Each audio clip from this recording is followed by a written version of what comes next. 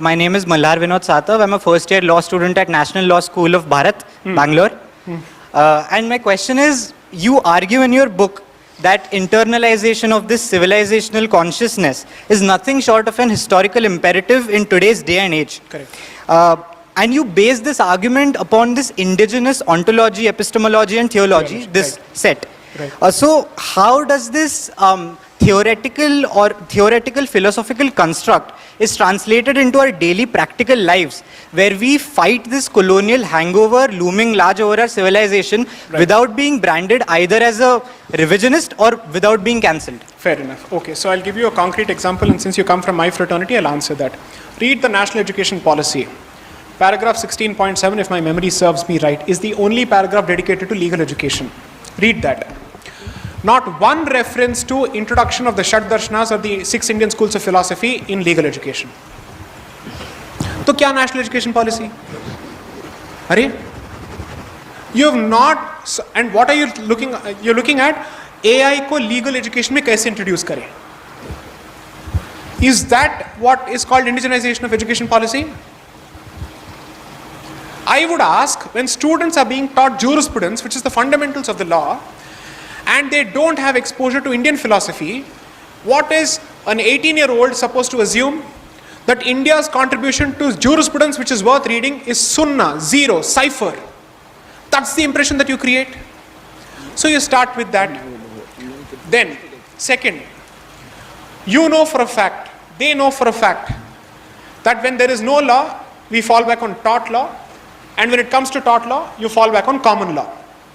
Common law is directly traceable to principles of Bible as established by Privy Council judgments.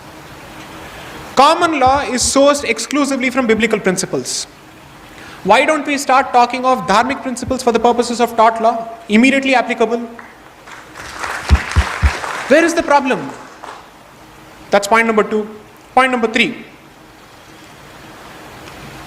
In terms of indigenization of thought and practical, let me just, because a lot of people have asked me, I'm happy that you didn't ask me the question because that means you've understood it. Why have I used ontology, epistemology and theology in that particular order? Because people are like, kya bole ja rahe ho? What is this? Shashi Tharoor ki tarah bas pheke ja rahe ho. Okay. I said, no. I have explained. I've shown what I can do. The point is,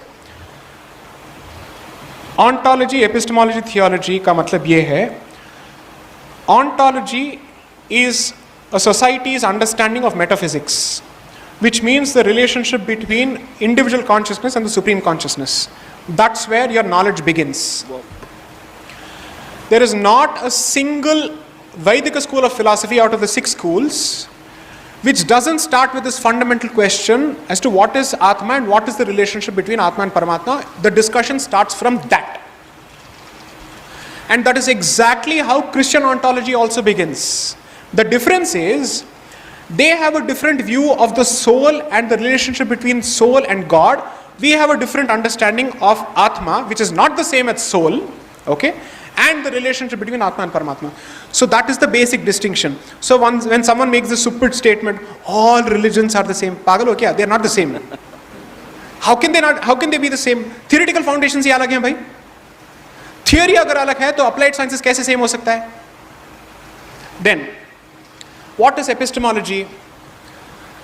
When metaphysics is then translated or reduced to knowledge systems, where you make it science so that you can understand the metaphysics better, that translates to epistemology or your manners of learning.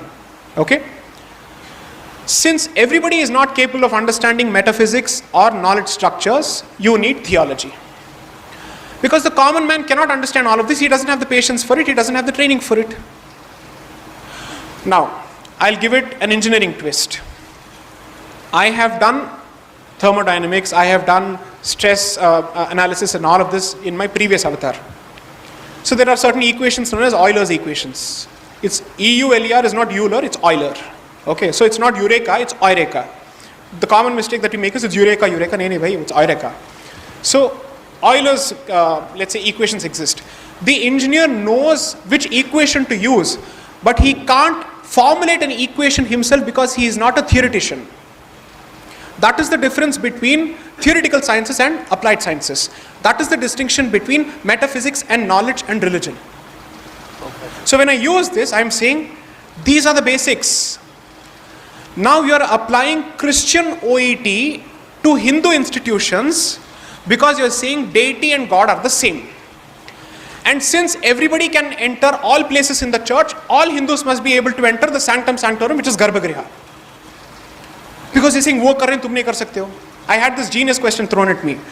If Muslims allow their women to enter Haji Ali Dargah, will you still object to women of reproductive age group entering Sabrimala? I said 100% yes. My position will not change.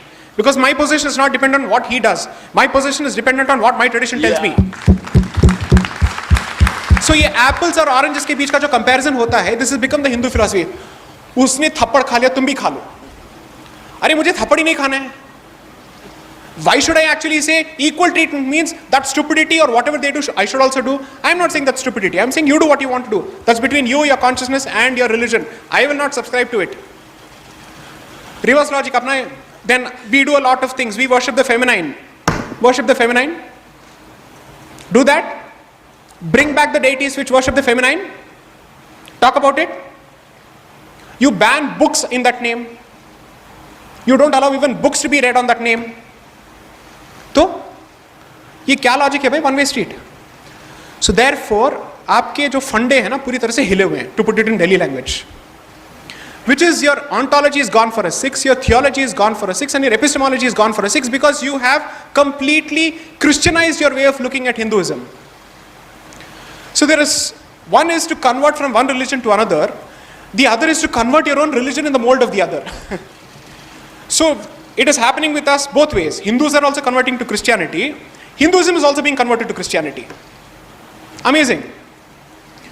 So therefore, the most practical way is to first of all understand the significance of a temple. Respect that particular place and its rules.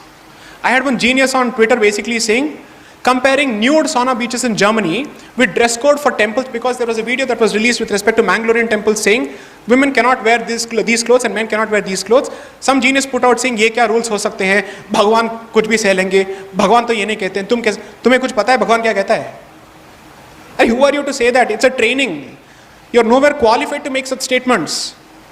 You assume that on religion everybody can say everything, but on law only lawyers must speak, on medicine only doctors can speak, on education only teachers must speak, but when it comes to religion, it's free for all.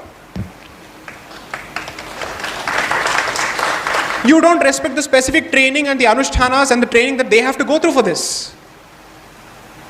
Because no, Brahminical patriarchy, you see, क्या करें?